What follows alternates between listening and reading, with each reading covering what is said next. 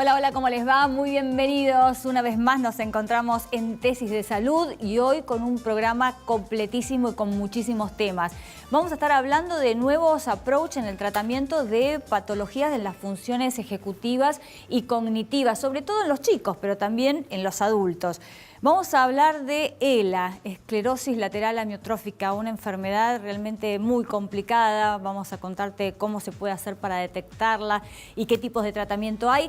Y también de nuestra famosa glándula tiroides, esa glándula que maneja absolutamente todas las funciones del organismo y que a veces no están en las condiciones adecuadas en el cuerpo y bueno, trae algunos problemitas como el hipertiroidismo o el hipotiroidismo. ¿Qué son?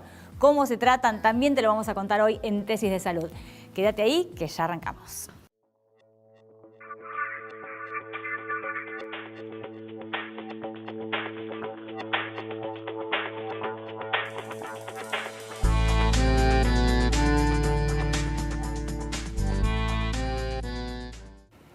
Bueno, ahora en Tesis de Salud nos vamos a ocupar de los trastornos o las patologías que surgen en las funciones cognitivas, las funciones ejecutivas de los chicos, de niños, de adolescentes. Y por eso está con nosotros Marta Euregian, licenciada en psicopedagogía. Muchísimas gracias por estar, Marta, con nosotros. A ustedes. Nos preocupa mucho a veces nuestros hijos cuando tienen algún problema en la escuela, cuando hay se le detecta algún trastorno en sus funciones.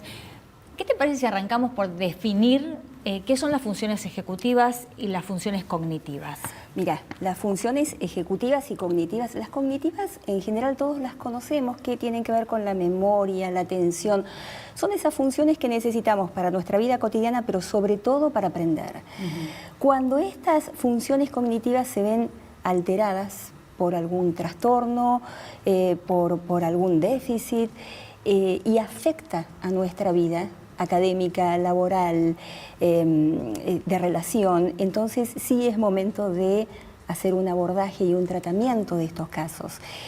No es solo para niños y adolescentes, también para adultos jóvenes, adultos mayores, ¿sí? Y es necesario, digamos, trabajar con técnicas específicas. ¿Cómo se detectan primero estas disfunciones o estas anomalías? En general, estas disfunciones en general se detectan en procesos diagnósticos, con técnicas muy precisas, donde se define un cuadro. A través de ese cuadro se determina un perfil. Si dentro de ese perfil se ve afectada el área cognitiva, entonces es momento de abordarlo por psicopedagogos o psicólogos que tengan orientación neurocognitiva y demás. ¿Qué es lo que tenemos acá? Lo que tenemos acá, bueno, esta es una creación mía de un libro que salió hace muy poquito, de Editorial Paidós. Y es una creación mía, digo, porque bueno, en mis años de trabajo en el consultorio yo fui creando una cantidad importante de ejercicios, porque muchas veces, aunque las patologías o los trastornos sean iguales, los perfiles también pueden ser idénticos, sin embargo siempre hay sutilezas y diferencias y uno siempre yo me sentía carente de ejercicios, ¿no? Que no hay mucho. Para nuestro trabajo tal vez sí hay muchas técnicas diagnósticas, pero no tanto terapéuticas. De tratamiento. De tratamiento, exactamente. Entonces, bueno, lo fui creando. Estas son ejercicios especialmente diseñados para estos casos, que fueron además puestos a prueba por el Instituto de Neurociencias de la Fundación Favaloro. Con adolescentes y con adultos, y la verdad es que con muy buenos resultados. ¿Son ejercicios para hacer con el seguimiento de un profesional o estaría para el hogar? Bueno, básicamente está pensado para los tratamientos, para el trabajo en los consultorios o en los talleres de memoria, siempre con un profesional que esté a cargo cuando hay una dolencia, cuando hay un déficit, cuando hay un problema, que un profesional lleve adelante estos ejercicios sería ideal. Estas son herramientas de trabajo. No es solamente aplicar ejercicios porque sí, más y mejor, sino que hay que saber cómo se administra. Las funciones ejecutivas, que es lo que vos me preguntabas antes, tienen que ver justamente con cómo controlo esos recursos cognitivos que yo tengo. Aunque tenga una memoria acotada, pero ¿cómo controlo esa memoria? Es lo que me hace más eficiente ¿sí? No tiene que ver con la capacidad de las funciones ejecutivas, sino con el control que yo tengo de mi memoria, de mi atención y del resto de las habilidades que yo puedo tener. ¿Y se mejora con estos ejercicios? Absolutamente sí. Está muy comprobado que sí, uno lo ve en la práctica clínica. ¿Qué tipo de patologías o de falencias o carencias se mejoran con estos ejercicios? Cuando en general todo lo que tenga que ver con memoria, atención, trastornos por déficit de atención, en algunos casos también de trastornos que tengan que ver con el espectro autista, en todos aquellos trastornos o algunas comorbilidades que se presentan, en muchos casos donde uno ve que el perfil cognitivo viene deteriorándose por algún motivo, esto viene bien. Entonces los pasos en general son la detección de algún problema. Exacto. En chicos en general se hace esto en el colegio, ¿no? O en un gabinete psicopedagógico o los docentes los gabinetes de los colegios lo que hacen es detectar que hay alguna problemática, que algo está pasando, con lo cual hacen la derivación. Claro, y después haría falta un psicodiagnóstico. Exactamente. Y el tercer paso sí, con si es oportuno, el diagnóstico. Un tratamiento neurocognitivo en este caso. ¿Qué está pasando con nuestros niños y adolescentes en general con respecto a las funciones ejecutivas y a las funciones cognitivas? ¿Cómo nos está afectando la tecnología, por ejemplo? Mira, en algunos casos se ha comprobado que la tecnología mejora. Con el buen uso de la tecnología pueden mejorar muchas funciones cognitivas y ejecutivas. Ahora, el mal uso, como en todo, ¿no? El mal uso, un tiempo desmedido del uso también afecta, por supuesto, a la función cognitiva y ejecutiva. Ahora, lo que está pasando con los adolescentes, se ve mucha disfunción ejecutiva porque el adolescente en sí mismo se dice que es como un disejecutivo. No controla sus tiempos, tiene un pensamiento dicotómico, esos cambios de humor tan abruptos. Sí. Eso tiene que ver con una disfunción ejecutiva. El disejecutivo, por decirlo de alguna manera, suele administrar muy mal sus tiempos, suele ser muy mal administrador. Soy mamá de un adolescente, te digo, por eso asiento todo lo que decís. Exactamente, eso es lo que les pasa, no saben, o a lo mejor no tienen noción, tienen que preparar un examen o un final, estoy hablando también de universitarios. Sí. Yo en 2 días esto lo preparo y uno ve y es una cantidad de material que es imposible, pero en su cabeza tienen la concepción de que se va a poder y que todo lo pueden. Que todo lo pueden, además, sí. Bueno, eso, es cuestión de manejarlo también. Ahora, estos ejercicios, cuando no hay una patología, ¿también pueden ayudar? Pueden ayudar. Cuando no hay patología, también pueden ayudar. Saber que si una mamá tiene un chiquito con una dificultad, no es que esto, y aplicándolo todos los días, cuando hay una dificultad, es mi responsabilidad profesional decir que hay que apelar a una consulta, pero sé de mucha gente, incluso gente grande, que dice que lo usa y que además fue puesto a prueba por otros profesionales también que están fuera del área, ingenieros, por ejemplo, y que se ponen a hacer estos ejercicios y dicen, me activa, me ayuda a focalizar la atención. Pero el espíritu de la obra, digamos, tiene que ver para el uso profesional. Bueno, felicitaciones Muchas gracias. Por el libro y gracias, por esta Paula. creación, y muchísimas gracias por haber estado con nosotros. Muchas gracias a vos.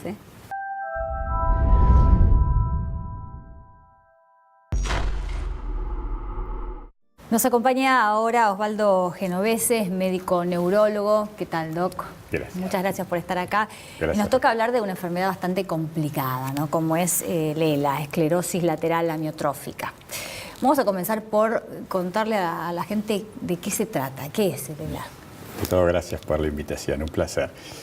La esclerosis lateral amiotrófica es una enfermedad neurológica que se caracteriza por una afectación de las neuronas motoras de la corteza cerebral, del tronco del encéfalo y de la médula espinal. Fácil es entender que si está afectado las células motoras, el síntoma cardinal inicial que va a tener los pacientes va a ser la debilidad, la pérdida de fuerza. Y esa pérdida de fuerza va a estar relacionada con la zona donde comienza la enfermedad. Ajá. No siempre es una zona. No siempre es la misma zona. Es decir, el 70% de los pacientes comienza con la afectación espinal, es decir, los brazos o las piernas.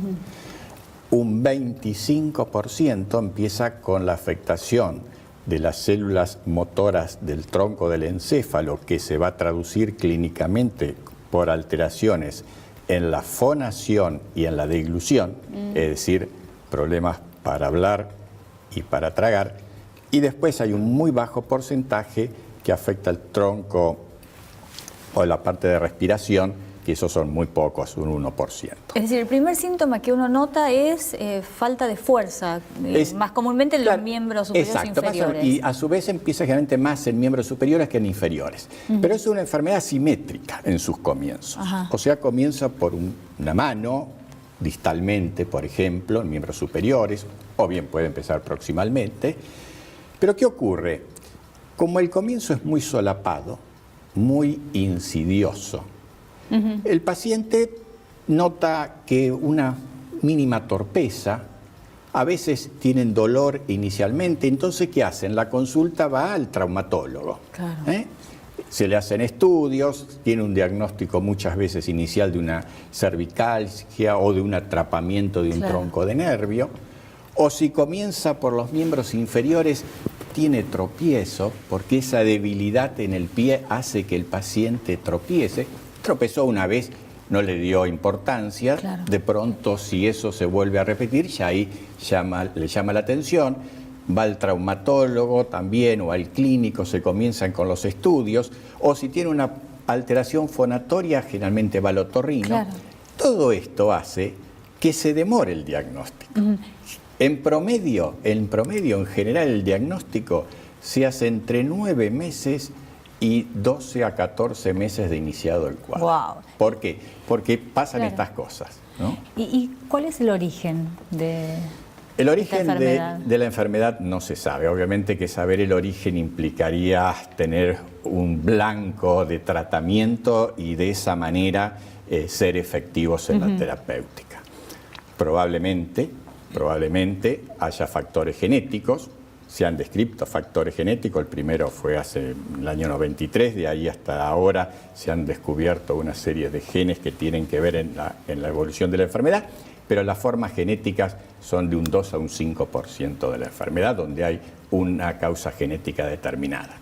Y después, muchos factores medioambientales que quizás influyen en la enfermedad, como pueden ser exposiciones, por ejemplo, a pesticidas, herbicidas, radiaciones electromagnéticas, pero realmente los estudios epidemiológicos en todo este sentido, bueno, algunos han mostrado alguna relación y otros no.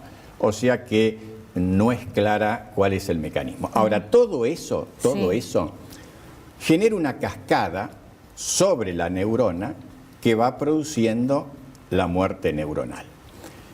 ¿Las funciones cognitivas no son afectadas por las lo menos funciones inmediatamente? cognitivas en la ELA se encuentran afectadas de un 25 a un 50% dependiendo de la evaluación cognitiva que hagamos y de la profundidad con que nosotros hagamos la evaluación cognitiva.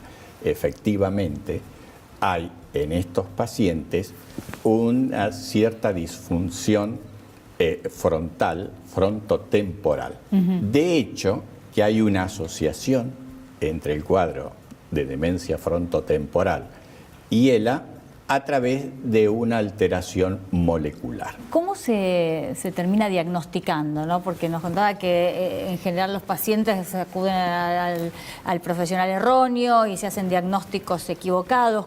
¿Cómo damos en la tecla con este diagnóstico? Esto es muy importante. A ver, no hay un marcador para esta enfermedad. ¿Qué quiere decir un marcador? Un marcador es cuando uno, por ejemplo, pide un laboratorio, ¿no es cierto? Ese laboratorio le viene positivo, está la enfermedad. Sí. Acá el diagnóstico se hace en base a criterios clínicos. Por lo tanto, yo tengo que cumplir con esos criterios clínicos y tengo que descartar otras patologías que puedan simular esta enfermedad.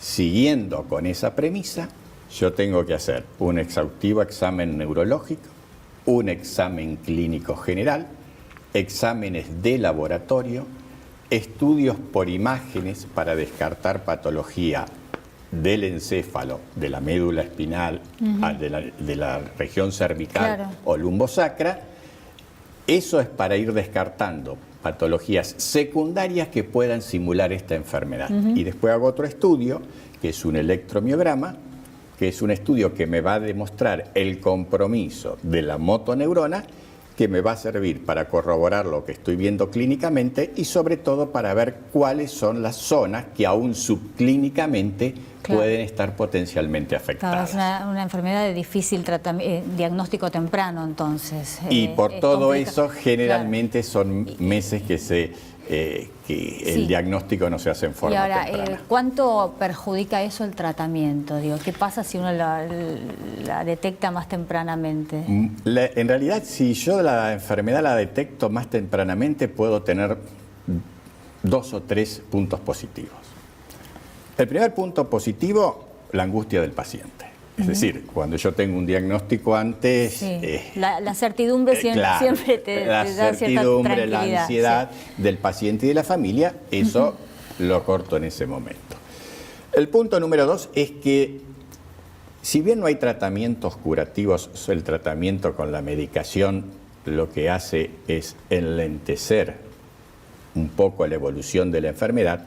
Ese enlentecimiento lo puedo lograr cuando actúo en enfermedades más tempranas de la enfermedad. Claro. Punto número 2, si yo hago el diagnóstico más temprano. Y punto número 3, existe la posibilidad de entrar en estudios de investigación con nuevas drogas y eso también, los pacientes que se eligen son aquellos que estén en una etapa más incipiente de la enfermedad. Por lo tanto, sería un potencial beneficio que también le doy a los pacientes. Bueno, aprendimos muchísimo, doctor, con esta charla. Muchísimas gracias por haber pasado por este programa. No, muy amable ustedes, gracias por la invitación.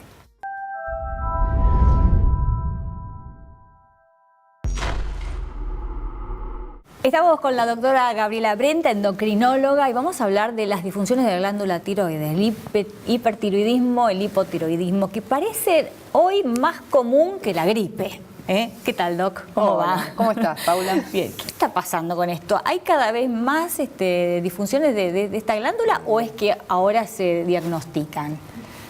Y un poco de las dos. O sea, por un lado, cada vez se diagnostica más porque se sabe que hay que buscarlo más y quizás nos hacen caso ahora los cardiólogos, los ginecólogos, porque no somos los endocrinólogos los que vamos a buscar la enfermedad. En general tiene que ser el especialista de cada, por ejemplo, ya sea el ginecólogo, por otro lado los pediatras. O sea, que cuando te piden la batería de análisis te piden sí, también... o que buscan casos, o sea, grupos de riesgo, que son esas personas que podrían tener problemas de tiroides.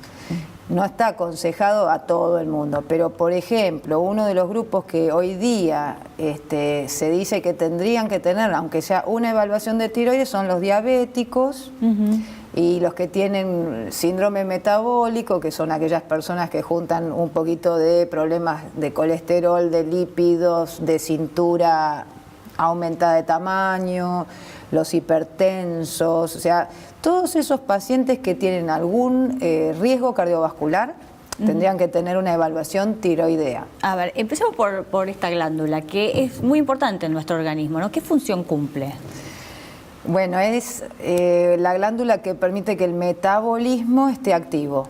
Es como si fuera que vos tenés un auto, pero le tenés que poner nafta. Si vos tenés el auto y no tenés nafta, no anda. La hormona tiroidea es eso, es la nafta.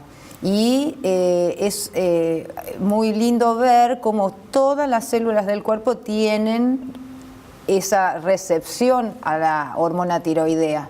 O sea, la hormona tiroidea actúa en cada una de las células del cuerpo, la del ojo, la del corazón. O sea, regula todo. Regula a cada órgano para que ese órgano cumpla la función que tiene que cumplir de la manera correcta.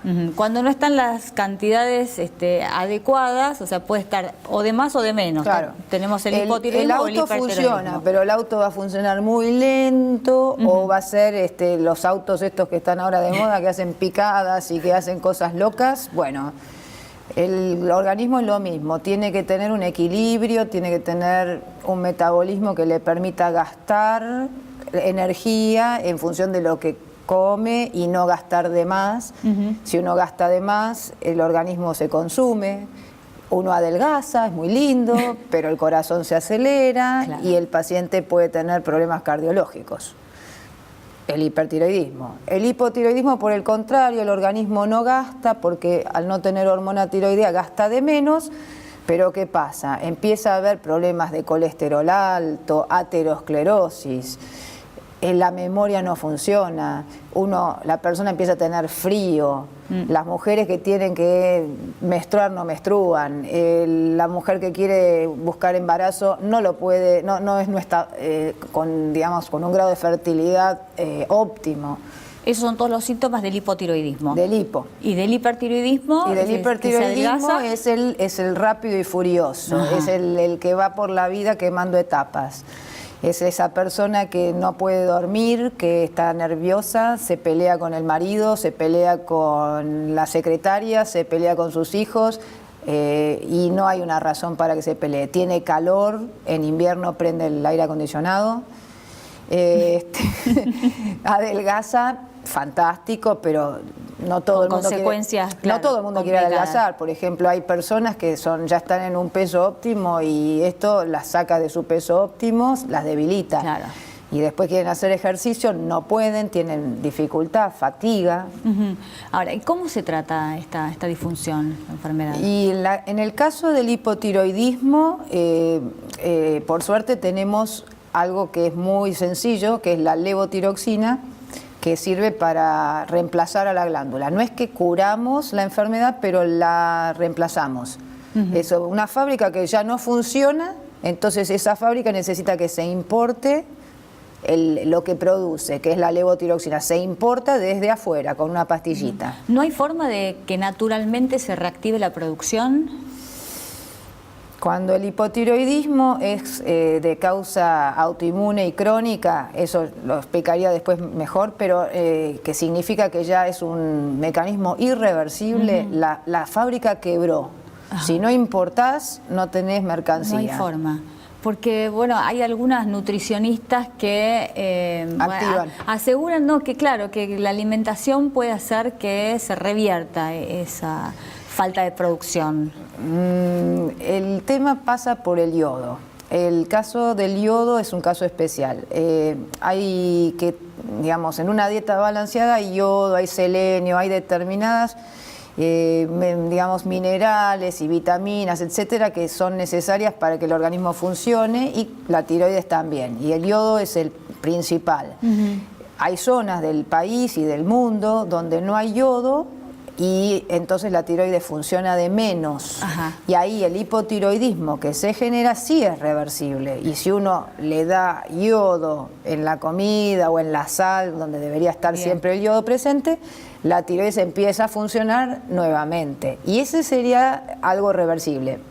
Pero en los casos que vos la gran mayoría, no. claro, sobre todo en la capital o en provincias donde no hay problemas de falta de yodo, el hipotiroidismo es este tipo de hipotiroidismo que es irreversible, que viene de un fenómeno que se llama autoinmune, que no tiene que ver con lo que uno come, sino que tiene que ver con que las defensas del cuerpo se confunden y se creen que la tiroides es de otra persona y la atacan, como si fuera un rechazo de órgano. Y ese fenómeno autoagresivo, autoinmune contra la glándula, la destruye. Y eso termina con que la glándula no funciona más. Bien, entonces en el caso del hipotiroidismo tenemos este reemplazo a través de la levotiroxina que soluciona el problema y nos equilibra. Ahora, cuando hay sobreproducción, en el caso del hipertiroidismo... Bueno, el hipertiroidismo, la fábrica produce de más, y sin medir consecuencias, porque llega un momento que no importa si el organismo tiene reservas o no tiene reservas. No hay donde almacenar ya. Las consume, gasta energía, porque la hormona tiroidea lo que hace es que el metabolismo aumente, entonces se genera calor, el paciente está acalorado, flaco, nervioso. Y ahí el problema también puede llegar a ser autoinmune, pero al revés. Ahí el fenómeno que se da de agresión contra la glándula de los mismos células del cuerpo, de la inmunidad del cuerpo, hacen que la tiroides funcione más. ¿Por qué? Porque es un tipo de anticuerpo contra la tiroides que hace que funcione de más. Ahí tenés digamos, el típico hipertiroidismo por una enfermedad que se llama enfermedad de Graves. Graves-Basedow, por las personas que descubrieron la enfermedad. Ahora, tenés otro tipo de hipertiroidismo, hay otras causas y las vas a tratar distinto, de acuerdo un poco a la causa. Tenés medicamentos, tenés algo que es yodo radioactivo, que sirve para que esa glándula frene en su acción y se destruya, que es mejor destruirla cuando funciona mal, ese es otro tema para tratar, ¿por qué?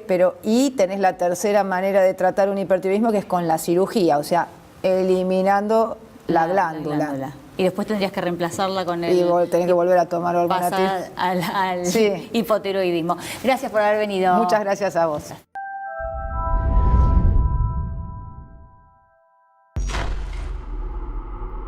De esta manera llegamos al final, esta es nuestra despedida, nos reencontramos la próxima semana. Muchísimas gracias por acompañarnos y te esperamos en 7 días para seguir haciendo Tesis de Salud.